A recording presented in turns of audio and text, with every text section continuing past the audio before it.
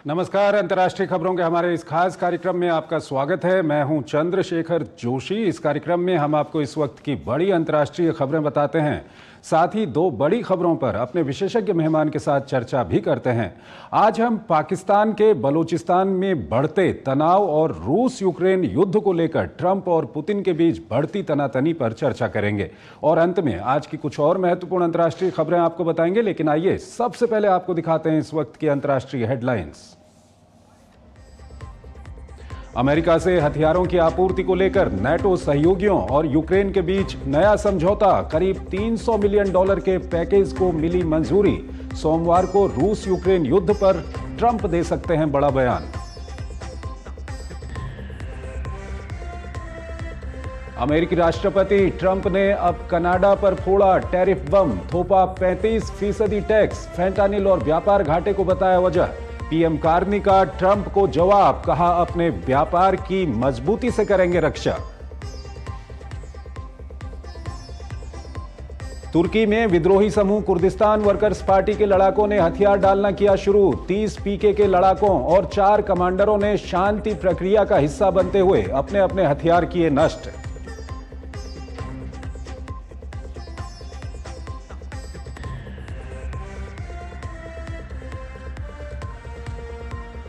बलूचिस्तान में बंदूकधारियों का बस पर हमला, पहचान पूछकर 9 लोगों को मारी गोली। बीएलएफ ने ली घटना की जिम्मेदारी। स्थानीय प्रशासन ने बताया टारगेटेड किलिंग।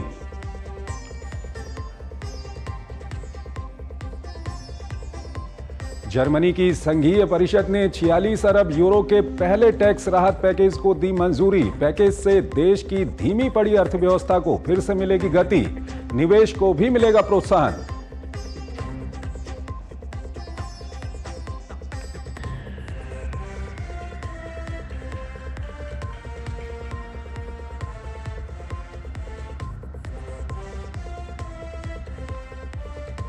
और आइए पहली खबर की ओर आपको लिए चलते हैं। पाकिस्तान के बलूचिस्तान प्रांत में तनाव लगातार बढ़ता जा रहा है। एक तरफ यहां पाकिस्तानी सेना और सरकार पर विभिन्न तरह के आरोप और पाकिस्तान से अलगाव की मांग को लेकर विरोध प्रदर्शन हो रहे हैं, तो वहीं दूसरी तरफ बलोच अलगाववादी संगठन लगातार हिंसा का सहारा ले रहे हैं। ताजा घटना में क्वेटा से लाहौर जा रही बस को अगवा किया गया और यात्रियों की पहचान पूछकर 9 लोगों की गोली मारकर हत्या कर दी गई। ये रिपोर्ट देखिए। लंबे समय से चरमपंथियों की गतिविधियों का केंद्र रहा उत्तरी बलूचिस्तान उस वक्त गोलियों और धमाके से थर्रा उठा जब बलूचिस्तान लिबरेशन फ्रंट के लड़ाकों ने एक बस को अगवा कर उसमें सवार 9 लोगों की हत्या कर दी। दरअसल गुरुवार देर रात क्वेटा से लाहौर जा रही एक यात्री बस को कुछ हथियारबंद लोगों ने रोककर 9 यात्रियों को अगवा किया और फिर उन्हें पहाड़ी इलाके में ले जाकर गोलियों से भून दिया। स्थानीय अधिकारियों के मुताबिक हमलावरों ने बस से यात्रियों को उतारा, पहचान की और फिर गोली मार दी। अधिकारियों ने बताया कि हत्या के तरीके से लगता है कि हमलावर पहले से योजना बनाकर आए थे और टारगेटेड किलिंग को अंजाम दे रहे थे। प्रतिबंधित संगठन बलूचिस्तान लिबरेशन फ्रंट ने हमले की जिम्मेदारी ली है। हत्या की घटना के बाद पाकिस्तानी सुरक्षा बलों ने राजमार्ग पर यातायात को बंद कर अपराधियों का पता लगाने के लिए बड़े पैमाने पर तलाशी अभियान शुरू कर दिया है। इस बीच अशांत बलूचिस्तान के क्वेटा, लोरलाई और मस्तूंग में भी उग्रवादियों ने हमले किए, लेकिन सुरक्षा बलों ने इन हमलों को विफल कर दिया।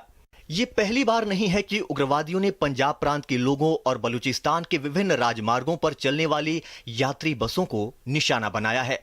इसी साल जनवरी में बलूचिस्तान के तुर्बत शहर में बलूचिस्तान लिबरेशन आर्मी के लड़ाकों ने एक बस में बम ब्लास्ट कर दिया था, जिसमें 6 लोगों की मौत हो गई थी।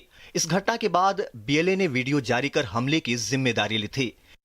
बलूचिस्तान की आजादी की मांग को लेकर बीएलएफ जैसे संगठनों ने एक बार फिर से पाकिस्तान में हमलों का दौर शुरू कर दिया है। इसी सिलसिले में पिछले मंगलवार को बलूचिस्तान के कई जिलों में लगातार हमला जारी रहा। इस दौरान कई सरकारी आवासों और सैन्य ठिकानों को निशाना भी बनाया गया।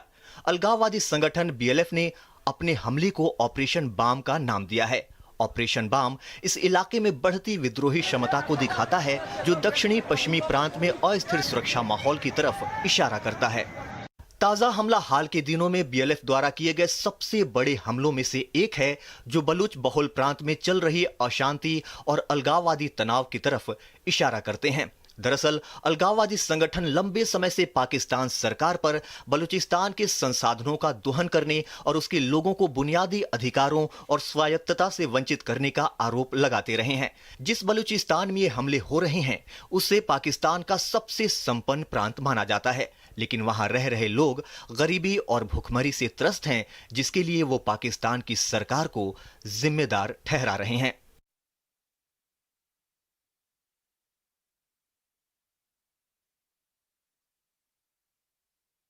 उनसे हम बातचीत करेंगे। अरविंद जी, बहुत बहुत स्वागत है आपका हमारे इस कार्यक्रम में। अरविंद जी, जो पहला सवाल आपके सामने रखना चाह रहे हैं बलूचिस्तान को लेकर के, पाकिस्तान की सरकार कितनी ही बात करे लेकिन वहां से जो खबरें आ रही हैं, जो वहां पर घटनाएं हो रही हैं, लगातार वहां पर एक तरफ तो विरोध और प्रदर्शन हो रहे हैं अलगाव की मांग को लेकर के, और साथ ही साथ जो पाकिस्तान सेना के ऊपर आरोप लगते हैं वहां पर अत्याचार के, या पाकिस्तान का जो सरकारी तंत्र है उसके ऊपर आरोप लगते हैं। दूसरी तरफ ये जो घटना हुई है, 9 लोगों को गाड़ी से उतारा गया, उसके बाद उनकी पहचान पूछकर उनको गोली मार दी गई। पंजाबी लोग थे ये। क्या कुछ कहेंगे अरविंद जी? बलूचिस्तान इस समय बड़ा अशांत इलाका है और इसकी जो वजह है वो बड़ी पुरानी है। 1947 में जिस समय बंटवारा हुआ था इंडिया पाकिस्तान का, उस समय कलात नाम का जो एक अलग प्रांत था जो कि इंडिपेंडेंट था, और उन्होंने इंडिपेंडेंट की घोषणा भी की 4 अगस्त 1947 को। और इन जो जिन्ना साहब थे उस समय, वो उसकी एक पैरवी कर रहे थे 1947 से पहले, लेकिन 1948 के आते आते पाकिस्तान ने उसको अपना हिस्सा बना लिया, और वहां से शुरू होती है ये अलगाववाद की जो एक बड़ी लंबी एक गाथा जो अभी तक चलती आ रही है। तो इसने सालों में तरह तरह के कारण बने।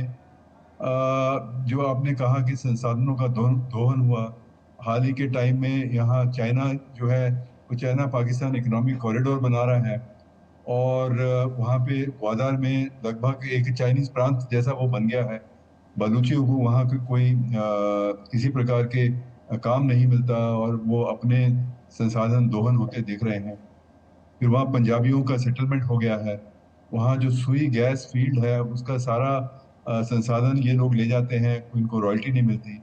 फिर पिछले सालों में देखा गया है कि बड़ी एनफोर्स्ड डिसअपीयरेंसेस हो रही हैं, लोगों को रातों रात गायब कर दिया जाता है। पाकिस्तान की जो आर्मी है उसका एक बहुत बड़ा एक उसके खिलाफ आक्रोश है, जो पंजाबी वहाँ आके बसे हैं उनके खिलाफ आक्रोश है। तो ये बहुत ही एक कॉम्प्लेक्स और बहुत एक जटिल समस्या है। और पाकिस्तान की तरफ से जो शुरू से लेके 50, 60, 70 और बाकी अभी हाल ही के दशकों में कोई ऐसी एक गंभीर पहल नहीं की गई है कि जो उनकी जेन्युइन प्रॉब्लम्स हैं उनको किसी प्रकार से एड्रेस किया जा सके।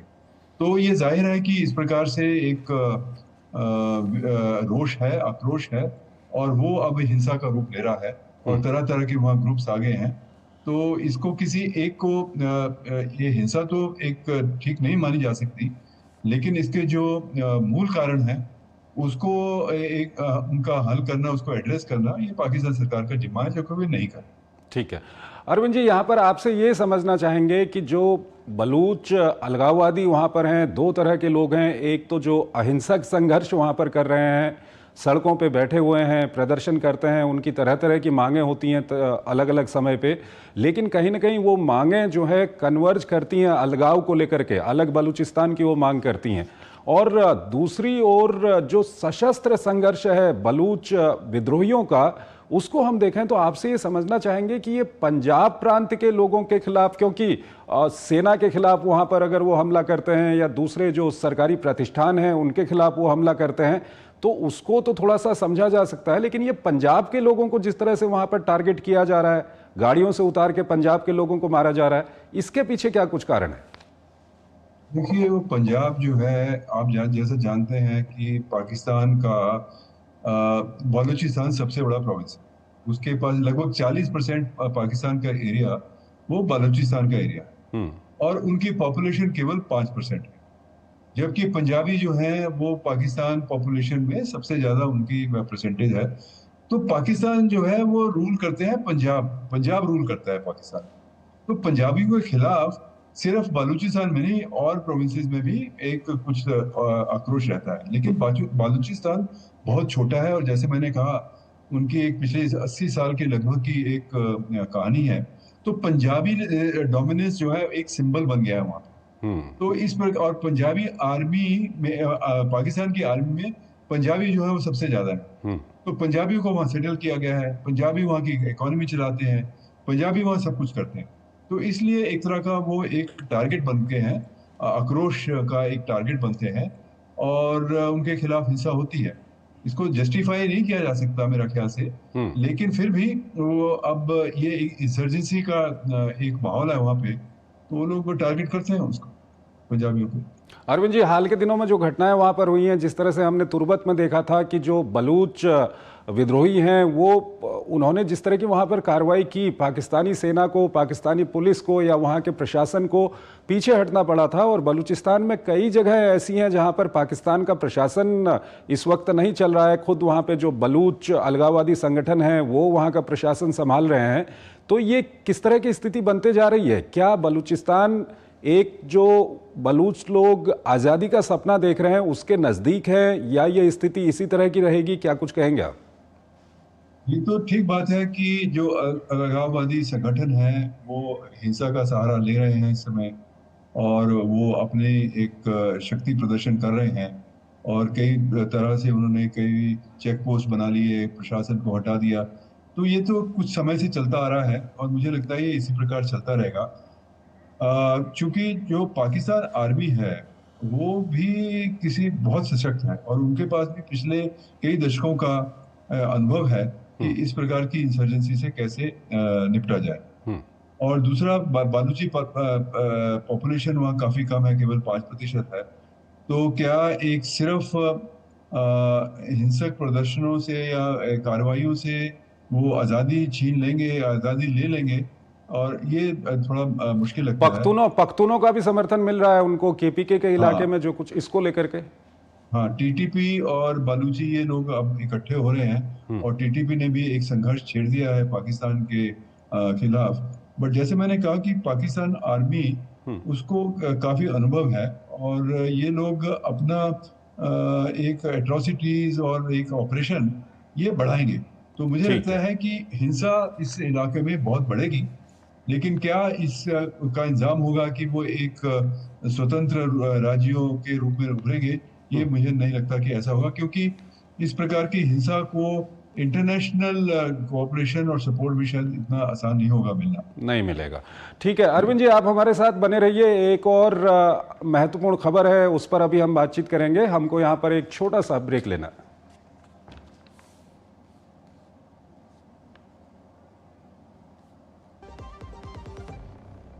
सर बेरी पुलाव ट्राई करो, मस्त है।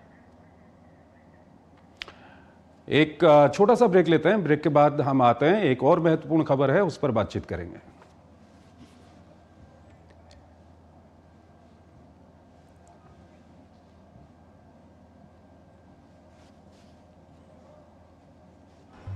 अरे उसको काहे को घूरता है? टिप्स इग्नोर करने का, अपना दिमाग लगाकर ऑर्डर देने का। मार्केट का स्टॉक टिप्स बहुत लोग देता है, डेंजरस हो सकता है। कंपनी और रिस्क पूरा समझने का, फिर इन्वेस्ट करने का। सोच कर समझ कर इन्वेस्ट कर। मेरी पसंद, मेरी पसंद, मेरी पसंद, मेरी पसंद, हमारी पसंद, हम सबकी पसंद। मजबूत देश का मजबूत सरिया हो गया स्टील। जो लक्ष्य चुना था समझ आने लगा है। जीएलए यूनिवर्सिटी, उच्च लक्ष्य की निश्चित प्राप्ति। ग्रेजुएटी का चेक है, बस इन पैसों को हम कहीं इन्वेस्ट कर दें और रेगुलर इनकम भी आती रहे। तो फिर फिक्स्ड इनकम म्यूचुअल फंड्स में डाल दीजिए। फिक्स्ड इनकम म्यूचुअल फंड्स चुने हुए interest bearing company bond, government bond और मनी मार्केट में पैसा डालते हैं और सिस्टमैटिक विड्रॉल प्लान के जरिए आपको on the dot fixed amount भी मिलती रहेगी। म्यूचुअल फंड्स में फिक्स्ड इनकम वाली बात सही है। म्यूचुअल फंड निवेश बाजार जोखिमों के अधीन है। योजना से जुड़े सभी दस्तावेजों को ध्यान से पढ़ें। केंट गोल्ड से पानी होता है ज्यादा प्योर। बैक्टीरिया के अलावा हानिकारक सिस्ट भी निकलती है। बिना बिजली से चलने वाला वाटर प्योरीफायर जो पानी को शुद्ध करे और बीमारियों से बचाए। अब हर परिवार होगा स्वस्थ केंट से। टाइम पे खा लेना और प्लीज बाइक धीरे चलाना जी। और ये तुम्हारी सेफ्टी के लिए। अरे एक बात तो रह गई। LIC ये हमारी सेफ्टी के लिए। दिल की सुनो, LIC चुनो। LIC हर पल आपके साथ। शादी का किचन महके जहाँ, गोल्डी किचन किंग मसाले हो वहाँ। गोल्डी लाई है फ्रेश लॉक टेक्नोलॉजी जो रखे मसालों को हर समय फ्रेश। स्वागत है आपका ब्रेक के बाद अगली खबर की ओर आपको लिए चलते हैं। रूस यूक्रेन युद्ध में शांति समझौते को लेकर अब अमेरिकी राष्ट्रपति डोनाल्ड ट्रंप का धैर्य जवाब देने लगा है। पुतिन और रूस को लेकर उनके हालिया बयानों से तो यही लग रहा है। इस सब के बीच ट्रंप ने रूस यूक्रेन युद्ध को लेकर जल्द ही बड़ी घोषणा करने की भी बात कही है। दूसरी ओर अमेरिका ने यूक्रेन को नाटो के जरिए रक्षात्मक हथियार देने की भी बात कही है। ऐसे में लग रहा है कि अगर जल्द पुतिन की ओर से कोई सकारात्मक जवाब नहीं आया तो राष्ट्रपति ट्रंप कोई बड़ा कदम उठा सकते हैं। ये रिपोर्ट देखिए। राष्ट्रपति ट्रंप और उनके रूसी समकक्ष पुतिन के बीच की केमिस्ट्री रणनीतिक मतभेद में बदलती दिखाई दे रही है। पुतिन को लेकर राष्ट्रपति ट्रंप के हाल के बयानों से तो ऐसे ही संकेत मिल रहे हैं। लगता है सत्ता संभालने से पहले महज चंद घंटों में युद्ध रुकवा देने का आश्वासन देने वाले ट्रंप का पुतिन को लेकर धैर्य जवाब देता जा रहा है। यूक्रेन पर हमले न रुकने से नाराज पिछले दिनों ट्रंप ने साफ कह दिया कि वो पुतिन से खुश नहीं हैं। इतना ही नहीं, ट्रंप ने रूस पर व्यापक प्रतिबंध लगाने वाले एक द्विपक्षीय सीनेट बिल का समर्थन करने पर विचार करने की भी बात कही थी। अब ट्रंप ने सोमवार को रूस पर बड़ा बयान देने का ऐलान किया है। हालांकि उन्होंने इस पर विस्तार से कुछ कहने से परहेज किया। इससे पहले ट्रंप ने यूक्रेन को अतिरिक्त हथियार भेजने की घोषणा की थी। उन्होंने कहा था कि इसमें रक्षात्मक हथियार शामिल होंगे ताकि रूस के खिलाफ जंग में यूक्रेन अपना बचाव कर सके। ये हथियार नाटो के जरिए भेजे जाएंगे। इससे पहले 1 जुलाई को ट्रंप सरकार ने अमेरिका के हथियार भंडार में कमी आने के बाद यूक्रेन को दिए जाने वाले कुछ हथियारों की सप्लाई पर रोक लगा दी थी। अमेरिका यूक्रेन को सैन्य मदद देने वाला सबसे बड़ा इकलौता देश है, लेकिन ट्रंप के सत्ता में आने के बाद से स्थिति काफी बदल गई। ट्रंप यूक्रेन के राष्ट्रपति ज़ेलेंस्की पर लगातार दबाव बनाए हुए थे, लेकिन अब उनके रुख में थोड़ा बदलाव आया है। इस बीच रूस और यूक्रेन के बीच हमलों का दौर लगातार जारी है। एक रूसी ड्रोन हमले में यूक्रेनी शहर ओडेसा में 9 लोग घायल हो गए। वहीं खार्किव शहर पर हुए रूसी ड्रोन हमले में एक अस्पताल को नुकसान पहुंचा है। वहीं यूक्रेनी ड्रोन हमलों और बमबारी से रूस में 3 लोगों की मौत हो गई। रूस ने अपने एयर डिफेंस से 155 यूक्रेनी ड्रोन्स को डिटेक्ट करने का दावा किया है। उधर मलेशिया की राजधानी कुआलालंपुर में अमेरिका और रूस के बीच यूक्रेन युद्ध को खत्म करने की कोशिशों को लेकर गुरुवार और शुक्रवार को अहम बैठक हुई। अमेरिकी विदेश मंत्री मार्को रूबियो ने कहा कि दोनों देशों ने यूक्रेन युद्ध को खत्म करने को लेकर नई और अलग सोच साझा की है। हालांकि यह कोई गारंटी नहीं कि इससे तुरंत शांति आएगी। ट्रंप की बढ़ती झुंझलाहट की साफ वजह है कि पुतिन ट्रंप के सुझाव मानने को तैयार नहीं हैं। 1-2 दिन में जंग रुकवा देने का वादा करने वाले ट्रंप के मंसूबों पर पुतिन धीरे से पानी फेर दे रहे हैं, जिससे उनकी खुद को विश्व शांति के दूत के तौर पर पेश करने की मुहिम धरी की धरी रह जा रही है। और इस खबर पर बात करने के लिए हमारे साथ अरविंद गुप्ता जुड़े हुए हैं, पूर्व NSA रह चुके हैं, उनसे हम बातचीत करेंगे। अरविंद जी, अगर ये रूस यूक्रेन युद्ध की अगर हम बात करें तो हमने देखा कि प्रेसिडेंट ट्रंप जब सत्ता में आए उन्होंने कहा था कि 24 घंटे के अंदर रुकवा दूंगा, लेकिन ये व्यवहारिक रूप से हो नहीं सकता था। लेकिन उसके बाद उन्होंने काफ़ी कोशिशें भी की, व्लादिमीर पुतिन के लिए भी अच्छा कहा, उनसे अच्छे संबंध भी बनाए। लेकिन अब जो बयानात आ रहे हैं उससे लग रहा है कि कहीं ना कहीं ट्रंप का धैर्य जो है वो जवाब दे चुका है। क्या कुछ किस तरह से देखते हैं आप इस पूरी सिचुएशन को? ये ठीक बात है कि अभी तक ट्रंप साहब जो है वो इसमें उनको सफलता नहीं मिली है और ऐसा लग रहा था कि उनका एक अलग रवैया था। वो पुतिन की तरफ थोड़े से एक सॉफ्ट भी थे और ये उन्हीं की कोशिशों की वजह से कि रूस और यूक्रेन के बीच में वार्ताएं हुई उनकी कोशिश की वजह से यूरोप वाले कहने लगे कि एक शांति समझौता हो और उस वार्ता हुई। और अभी भी इन रूस और अमेरिका के बीच में, जैसा कि आपकी रिपोर्ट में बोला गया, कि एक कुछ वार्ता चल रही है। देखिए, ऐसा है कि रूस और यूक्रेन का मसला बहुत जटिल है। अगर ये आसानी से हल हो सकता तो अब तक हो गया होता। इसके पीछे एक बहुत बड़ी स्टोरी है। लेकिन मुझे लगता है कि ट्रम्प साहब को इसमें हमें एक अप्रिशिएट करना पड़ेगा कि अभी भी वो कोशिश कर रहे हैं। वो ठीक है कि थोड़ा व्यूज उनके वो कोशिश कर रहे हैं, लेकिन अगर नहीं हो पाता है तो क्या कुछ कड़े कदम अमेरिका उठा सकता है? अंतिम सवाल सर। नहीं, मुझे नहीं लगता कि वो कुछ बहुत कड़े कदम उठाएंगे। ठीक है, उन्होंने कुछ पैट्रियट एयर डिफेंस सिस्टम वगैरह देने की कोशिश की है। अभी वार्ता चल रही है और ये अभी चलती रहेगी। और रूस जो है वो एक सतही समझौता नहीं करना चाहता।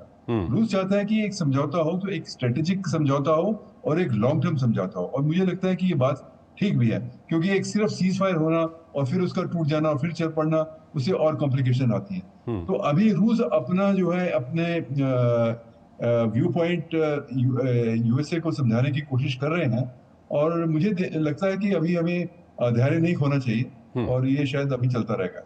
ठीक है अरविंद जी, बहुत बहुत शुक्रिया आपका हमारे इस कार्यक्रम में जुड़ने के लिए और अपना महत्वपूर्ण विश्लेषण हमारे दर्शकों के साथ साझा करने के लिए।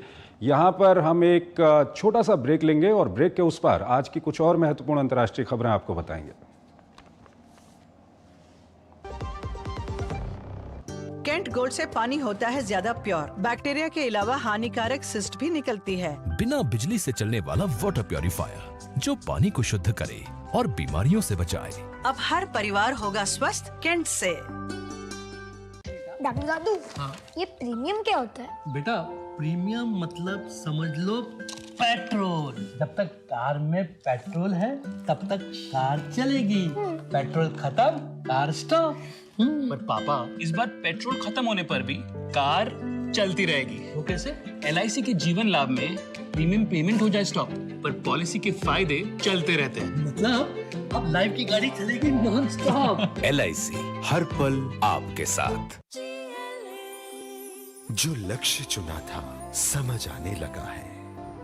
GLA यूनिवर्सिटी उच्च लक्ष्यों की निश्चित प्राप्ति। इस साल का जो प्रॉफिट है इंटरेस्ट पे डाल देंगे। हर महीने ब्याज का पैसा आता रहेगा। अगर रेगुलर इनकम ही चाहिए तो आप वो पैसे फिक्स्ड इनकम फंड्स में डाल दो। वो क्या होता है? फिक्स्ड इनकम म्यूचुअल फंड्स चुने हुए ब्याज देने वाली कंपनी बॉन्ड्स, गवर्नमेंट बॉन्ड्स और मनी मार्केट में इन्वेस्ट करते हैं। सिस्टमेटिक विथड्रॉल प्लान से आपको on the dot fixed amount भी आता रहेगा। म्यूचुअल फंड में फिक्स्ड इनकम वाली बात सही है। म्यूचुअल फंड निवेश बाजार जोखिमों के अधीन है। योजना से जुड़े सभी दस्तावेजों को ध्यान से पढ़ें। शादी का किचन महके जहाँ, गोल्डी किचन किंग मसाले हो वहाँ। गोल्डी लाए हैं फ्रेश लॉक टेक्नोलॉजी जो रखे मसालों को हर समय फ्रेश। केंट गोल्ड से पानी होता है ज्यादा प्योर। बैक्टीरिया के अलावा हानिकारक सिस्ट भी निकलती है। बिना बिजली से चलने वाला वाटर प्योरीफायर जो पानी को शुद्ध करे और बीमारियों से बचाए। अब हर परिवार होगा स्वस्थ केंट से।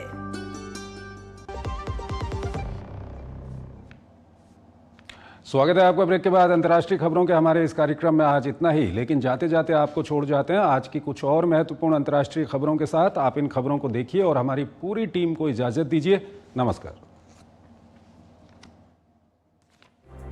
4 दशक से तुर्की सरकार के खिलाफ सशस्त्र अभियान चला रही कुर्दिस्तान वर्कर्स पार्टी ने निरस्त्रीकरण की दिशा में पहला कदम उठाया है। इराक के उत्तरी कुर्द क्षेत्र में शुक्रवार को एक छोटा सा समारोह आयोजित किया गया, जहां 20 से 30 PKK के लड़ाकों ने अपने हथियार नष्ट किए।